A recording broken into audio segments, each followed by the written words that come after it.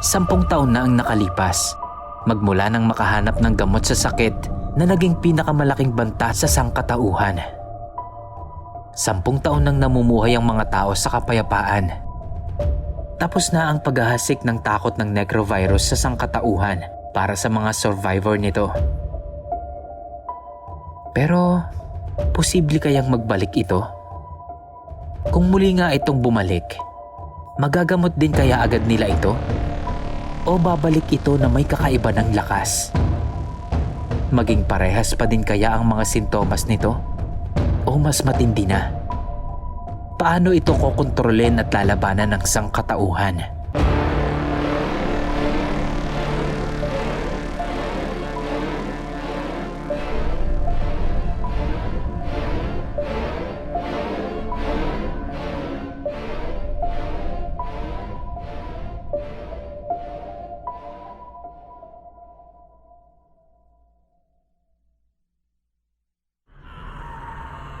Nasa main road na sila at tinatahak ang daan palabas ng subdivision. Si Rice ang nangunguna dahil hindi niya masyadong alam ang mga daan. Hindi pa sila masyadong nakakalayo nun nang may makita silang van na paparating. Agad nilang kinuha ang atensyon ng driver upang makahingi ng tulong.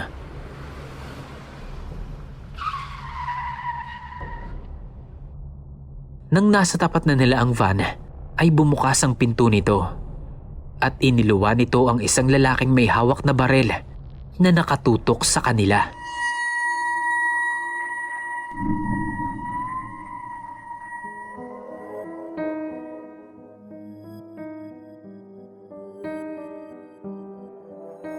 Nakatutok kay Christine ang baril na agad namang ihinarang ni Rice ang sarili dito. "Sandali!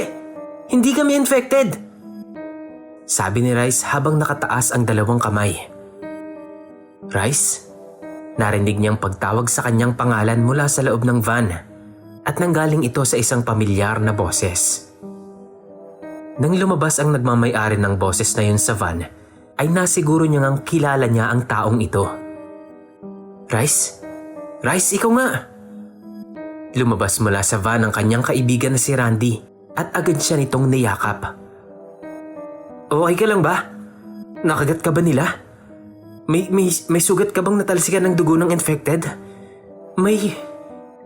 Sunod-sunod na pag-aalalang tanong nito. "Teka nga, ano bang sinasabi mo?"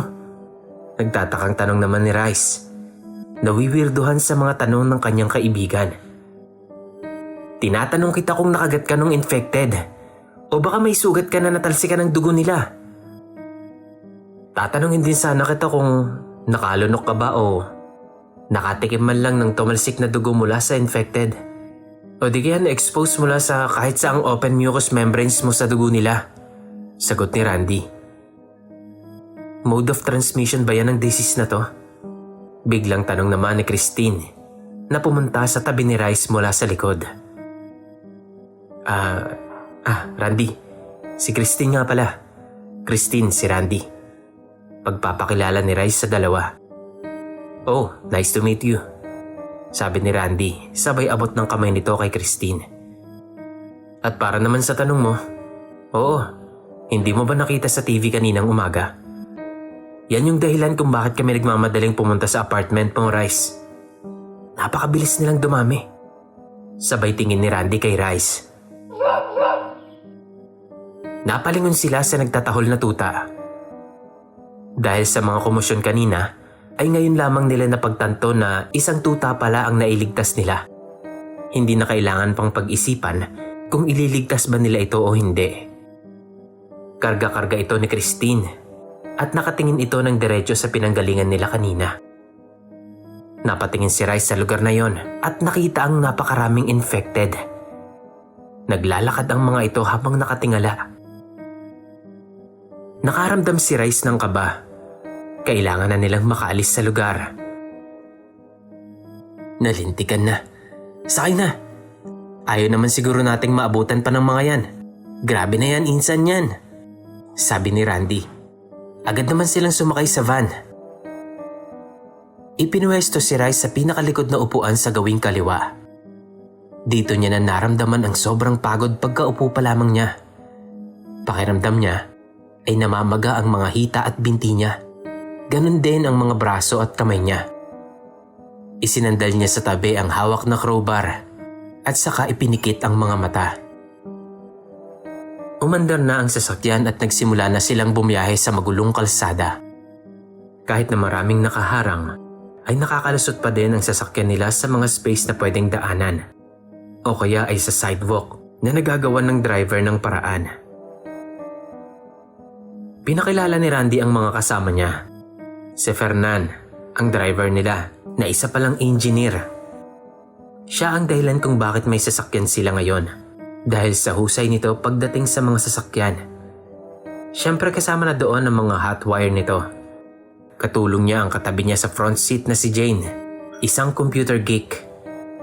Siya ang nag-hack at nag-setup ng digital settings ng van.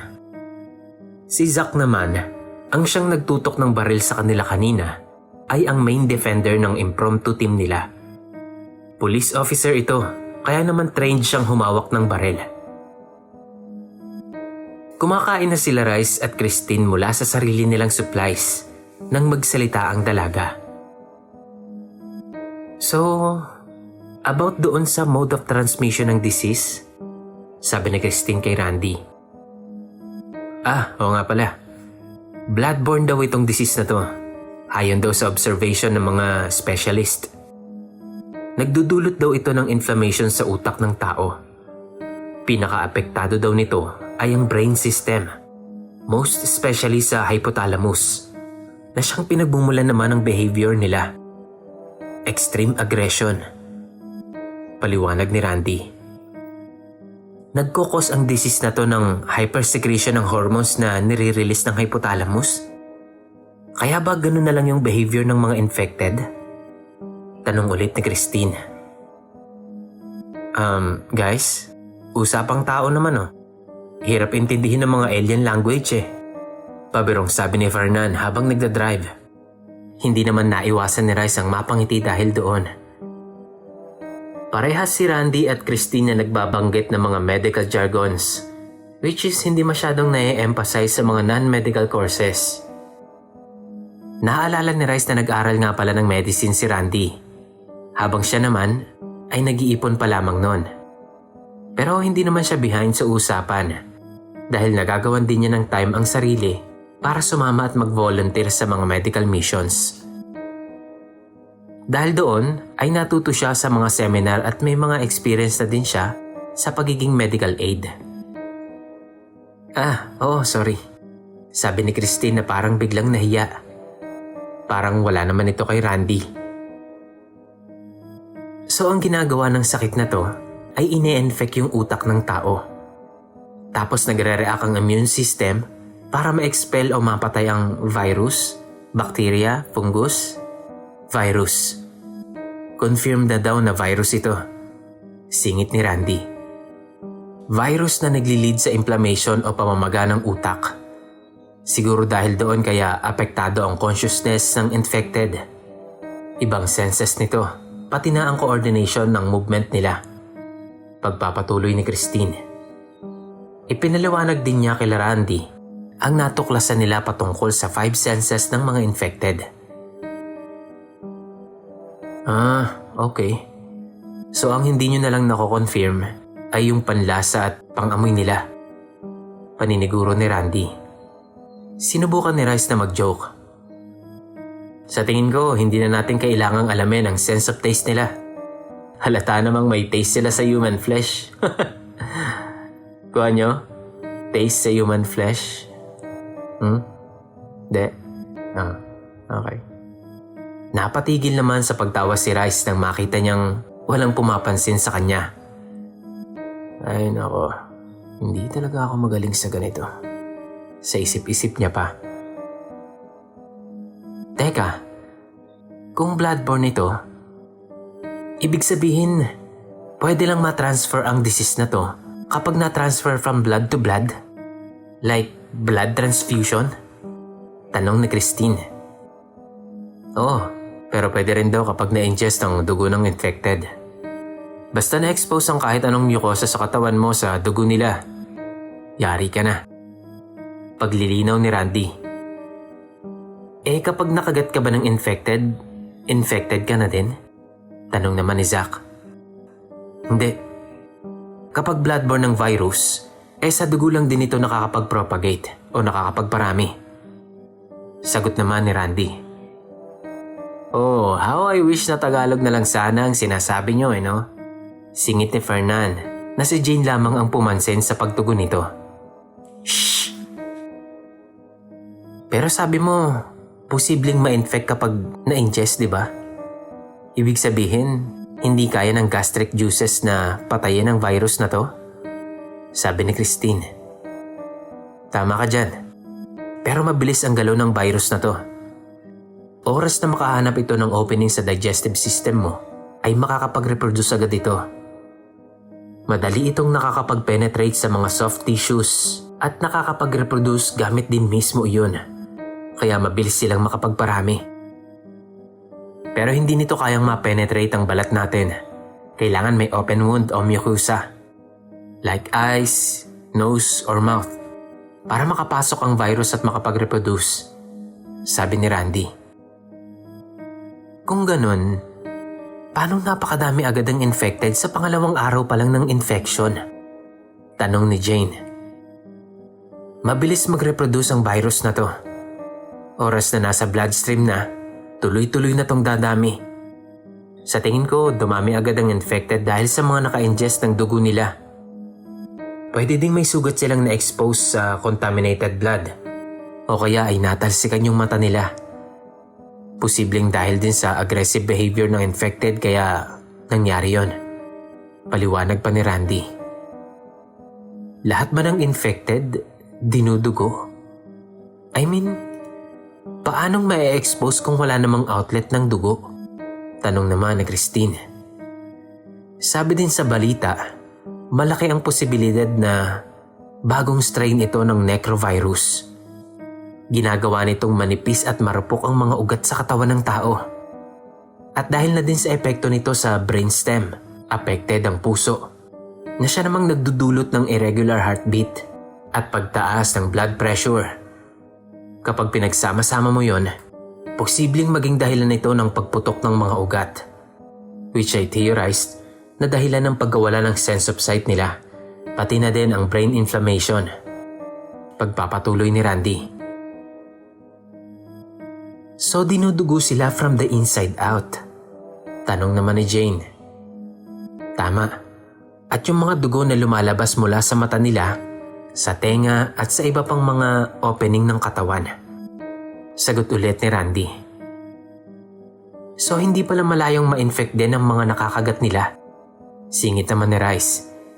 Hindi niya alam, pero sa usapang ito, bigla na lang sumagi sa isip niya ang ideyang sasabihin niya. Napansin niyang nakatingin sa kanya ang mga kasama at tila naghihintay ng sagot. Nagbibleed sila from the inside out. Lalabas ang dugo mula sa mata, ilong, tainga at sa kung ano pa mang openings.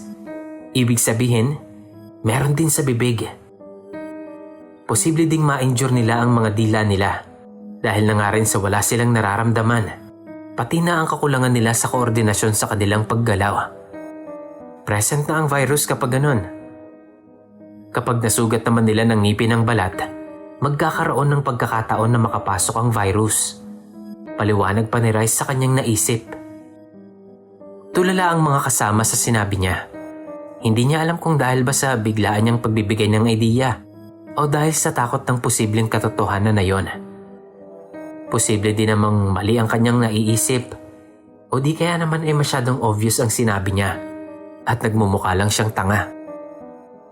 Hindi ko naisip yun until now. Siguro ay yun nga ang dahilan ng biglaang pagdami ng mga infected, sabi ni Randy. Napahinga ng maluwag si Rice. Mabuti na lang at may saysay yung sinabi niya. Lumipas ang ilang minuto at wala nang kibuan ang grupo. Hindi alam ni Rice ang gagawin dahil sa tingin niya ay siya ang dahilan ng pagkadismaya ng mga ito. Good thinking back there, sabi ni Christine sa kanya. Inukupan nito ang kanang bahagi ng backseat kung saan tumabi siya kay Rice habang nasa harapan naman nila si Randy. Nagbabasa ng libro habang naka-earphones. Matalino ka din pala, dagdag pa ni Christine. Hindi naman, nakachamba lang. Galing lang din naman yun sa inyo. Pinagsama-sama ko lang yung ideya nyo, sagot naman ni Rice.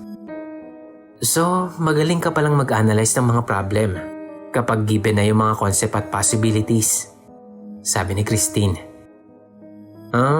Ewan. Sumagi lang talaga yun sa isip ko dahil sa mga idea nyo. Tsamba lang. Nahihiyang sagot ni Rice. Hindi siya sanay na nakakatanggap ng compliment. At yung pagligtas mo sa akin kanina, ang astig nun. Hindi ko alam na skilled fighter ka din pala. 2 beses mo na akong inililigtas. Nakayokong sabi ni Christine. Wala yun. Wag mo nang isipin yun. Hindi ko nga din alam kung anong ginagawa ko nun eh. Hindi ko alam yun talagang nangyari. Hindi ko lang talaga kayang iwan ka ng mag-isa doon. Ewan ko, hindi ko alam. Huwag mo na lang isipin masyado. Dire-diretsong pagsasalita ni Rice. Halos mautal pa siya sa pagsasalita dahil nga sa hindi niya alam ang sasabihin. Hindi talaga siya sanay sa mga ganitong utang na loob sa kanya. Thank you, Mai. Sabi ni Christine na hindi na tinapos ang huling mga salita. Ano? Ano sabi mo? Hindi na natapos ni Rice ang sasabihin dahil sa pagsandal ng ulo ni Christine sa balikat niya. Hindi malaman ni Rice ang mararamdaman dahil sa unang beses niya itong ma-experience. Binaliwala niya na lang ito at sumandal na lang sa may bandang bintana para makasandal ng mas maigi si Christine. Ipinalibot niya ang kanang kamay at braso sa babaeng katabi at ihinawak sa kanang balikat ng babae para in place lang si Christine at hindi masyadong madala ng pagewang-gewang ng sasakyan. Nakatulog din agad si Rice sa sobrang pagod. Nagising na si Christine. Wala siyang napanaginipan kaya alam niyang maayos ang tulog niya. Unti-unting luminaw ang kanyang paningin. At nakita niya ang pwesto niya o ang pwesto nila ng katabi niya habang natutulog. Nakasandal siya kay Rice. Nakasandal ang ulo niya sa balikat ng kasama. Habang ang ulo naman ni Rice ay nakasandal din sa ulo niya. Nakahawak din ito sa kanyang braso. Hindi niya malaman ang mararamdaman. Maiinis ba siya dahil parang sinamantala ni Rice ang pagkakataon na to para makapoint sa kanya? O dahil sa para silang mag-boyfriend-girlfriend sa pwesto nila, ay nakakaramdam siya ng kilig. Hoy, lovebirds, gising na kayo. Rinig niyang sabi ni Jane. Agad namang umupo ng diretso si Christine. Mabilis din niyang tinanggal ang kamay ni Rice sa braso niya. Nagulat siya sa itinawag sa kanila ni Jane. Lovebirds? What the Sa isip-isip pa niya. Nasulyapan niyang humikab si Rice at nagunat. Napahikab din siya. May nakita kaming bahay. Malaki siya at may mataas na bakod. Sakto lang para hindi makapasok ang mga zombie, sabi ni Randy. Zombie? Pagpuna ni Christine. Tulog nga pala kayo. Napag-usapan namin kanina kung anong dapat itawag sa mga infected. You know, infected. 3 syllables eh. Si Jay nagsuggest na zombie na lang ang itawag sa kanila. Paliwanag ni Randy. Sa mga video games naman na nalalaro at mga movies na napapanood ko, zombie ang tawag eh. Kaya tingin ko okay lang yun. O baka mas gusto niyong tawaging walkers o biters. Katulad ng sa palabas ng The Walking Dead dati. Pero tingin ko hindi dapat walkers. Kasi tumatakbo yung actual zombies natin eh. Sabi ni Jane.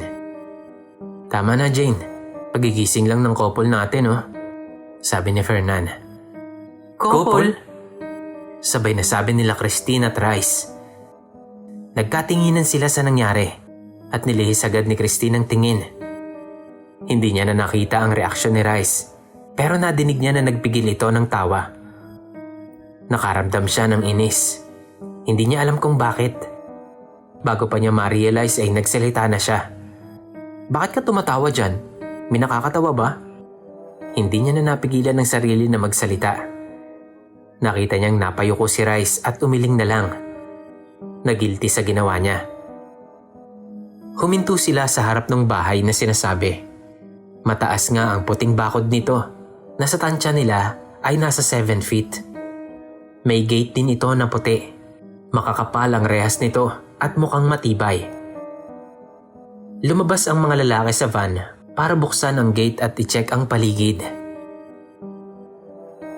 Huy, ang mean mo naman kay Rice. Biglang sabi ni Jane. Nagulat si Christine sa sinabi nito. Hindi niya naman sinasadyang maging ganon. Hindi ko naman sinasadya eh. Ganun ba kagrabe yung pagkakasabi ko? Sabi ni Christine. Well, natahimik si Rice eh. Halatang napahiya. Sabi naman ni Jane. Natahimik si Christine. Lalong tumindi ang guilt na naramdaman niya. Sa tingin ko, kailangan niyong ayusin yung love quarrel niyo. Sabi ni Jane. What? Love quarrel? No, sabi ni Christine. My God, hindi kayo? Sabi ni Jane. Hindi no, ba't mo naman naisip yan? Tanong ni Christine. Paano naman nilang mapagkakamalang mag-on sila Rice? Sa isip-isip ni Christine. Halata namang may thing ka sa kanya eh. Agad na sabi ni Jane. Thing? Sagot ni Christine. Oo, gusto mo siya. Kita kaya sa mga tingin mo sa kanya? Sagot ni Jane. Oh, hindi ah. Wala akong gusto sa kanya no. Hindi makapaniwala si Christine sa sinabi ng kasama. Pero mas lalong hindi niya malaman kung bakit siya nauutal ngayon.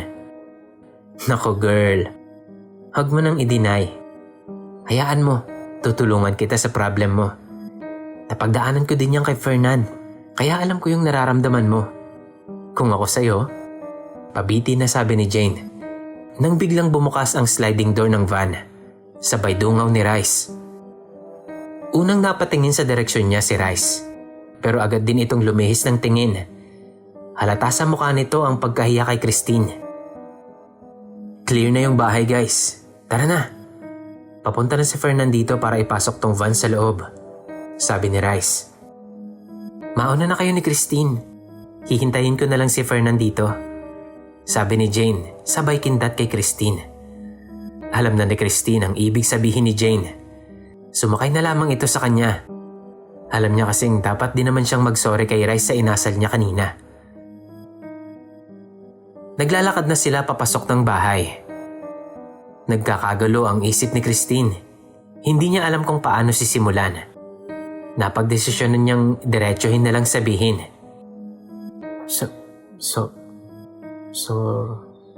Nauutal na sabi ni Christine. Sorry. Hindi pa man siya natatapos, ay naunahan na siyang sabihin ni Rice ang gusto niyang sabihin. Bakit ka nagsasorry? Ako nga dapat tong mag-sorry sa'yo eh. Mali yung inasal ko kanina. Sorry, sabi ni Christine. Okay lang, mali din naman ako eh. Sagot naman ni Rice. Bakit ka nga ba kasi tumawa? Dahil ba inisip mong imposible yon? Ayaw mo sa akin? Parang iniisip mo na hindi ako magkakagusto dyan, ganon? Hindi na napigilan ni Christine ang sarili. Tuloy-tuloy niya lang na sinabi ang nasa isip niya. Nakatingin lang sa kanya si Rice. Halata sa mukha nitong nasaktan siya. Yumuko na lang ito at naglakad ng tahimik. Naiinis si Christine sa sarili. Obvious naman na nasaktan talaga ng malala si Rice sa mga sinabi niya. 2 araw na din kasi silang nandito sa bahay. At hindi man lang sila nagkakausap. Madalas siyang tignan ni Rice. Naghahanap ng tiyempo na makausap siya nito. Pero sa tuwing mag-eye contact silang dalawa, ay umiiwas siya. Hindi naman siya pinapakitaan ng galit o pagkasama ng loob ng binata. Tanging lungkot lang ang nakikita niya sa tuwing oobserbahan niya si Rice. Huy Christine, anong nangyari? Bakit parang mas lumala yung sitwasyon niyo? Hindi lang kita matanong dahil madaming ginagawa. Pagbungad ni Jane sa kanya nang makita siya nitong nakaupo. Sa tingin ko, nasaktan ko siya sa sinabi ko. Sabi ni Christine at doon niya na nga rin ikinuwento ang nangyari pagkalabas pa lang nila ng van. Aruy, nasaktan nga yun. Sagot ni Jane. Mali ba yung sinabi ko? Tanong ni Christine. Malamang te. Kung susumahin, nagpataw ka na ng judgment agad sa kanya. Matagal na ba kayong magkasama? Tanong ni Jane. Isang araw pa lang bago nyo kami nakita. Sagot ni Christine. Ayun pala eh. Hindi mo pa pala kilala, naka-judge ka na agad. Sabi ni Jane. Hindi ko makuha yung sense. Sagot ni Christine. Yung mga sinabi mo, o pwedeng kabaliktaran nyo ng tunay na intensyon niya, o pwede ding ibang dahilan. Pero hindi ka dapat nagsabi ng ganon. Sabi ni Jane. Ngayon ay lalo pa siyang napanghihinaan ng loob pagkatapos mag-sink in sa kanya ang sitwasyon. Hinusgahan niya nga ata agad ang lalaki. Gabi na nun at papunta na si Christine sa kwarto niya nang madaanan niya ang kwarto ni Rice at mapansing nakabukas pa ang pintuan nito.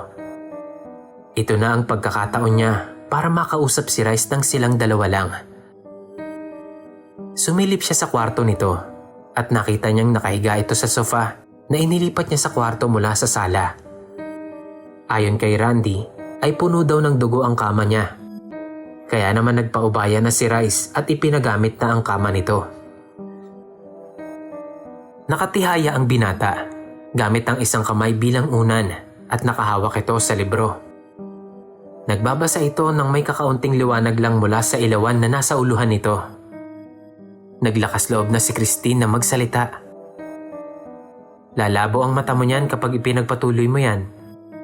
Nakaramdam siya ng kaba matapos sabihin iyon. Hindi niya alam kung anong isasagot sa kanya ni Rice. Nagulat naman ang binata kaya agad itong napaupo sa sofa at nag-ayos ng sarili. Christine, ikaw pala.